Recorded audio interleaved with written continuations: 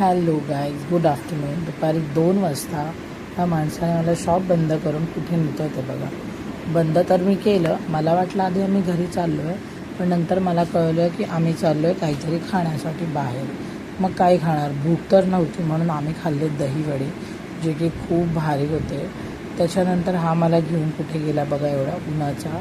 हा आम्ही गेलो आहे पिक्चर बघण्यासाठी, तेही दुपारी कडकडत्या उन्हात. आणि पिक्चर होता कोणता, तर भूत बंगला, जो की अजिबात चांगला नव्हता.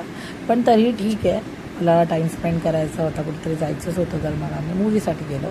आणि मूवी अजिबात चांगला नाही आहे, वन टाईम वॉच आहे, ठीकठाक आहे बघण्यासारखा, पण तितकीशी मजा नाही आली. सो आम्ही तो बघितला. आणि दुपारच्या वेळ असल्यामुळे जास्त काहीच गर्दी नव्हती.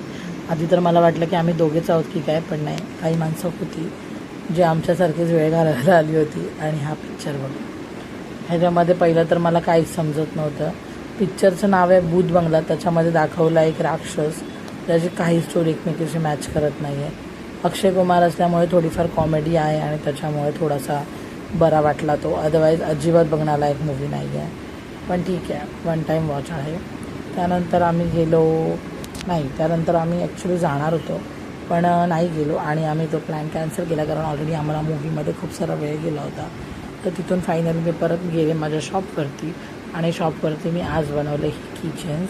हे मी पहिल्यांदा ट्राय केले, तर मस्त मस्त वाटत होते, मला आवडले. त्यानंतर रात्री आम्ही गेलो आईस्क्रीम खाण्यासाठी. हे बघा आमची आधी तिथे एन्जॉय करते आईस्क्रीम. आणि ही आम्हाला नाईट ड्रेसवरती माझी पर्स घातली आहे आणि केस वगैरे बांधलेत, कारण तिला खूप जास्त गरम होत आहे. तर आईस्क्रीम एन्जॉय करत आम्ही निघालो घरी. आणि माझी बॅग कोण पकडणार याच्यावरनं त्या दोघांमध्ये काहीतरी चालू होतं. फायनली पप्पाने माझी बॅग पकडली आणि आम्ही गेलो घरी. नेक्स्ट डे मॉर्निंगला उठलं, राधूचा चेहरा बघा. तिच्या आत्तूचा बड्डे होता, तर ती हॅपी बड्डे विश करत होती तिला, आणि ते मी क्लिप करत होते, त्याचा व्हिडिओ घेतला. आणि मग बघा की ती गोड स्माईल करून तिला हॅपी बड्डे बोलती, आणि तिचा फेस कसा मूव्ह करतो ते ती कॅमेऱ्यामध्ये बघून तिला खूप मस्त वाटत होतं. ते मी पण छान कॅप्चर केलं. नंतर मी रेडी झाले आणि तयार होऊन हा धीरजने मला ड्रेस घेतला आहे, न्यू आहे.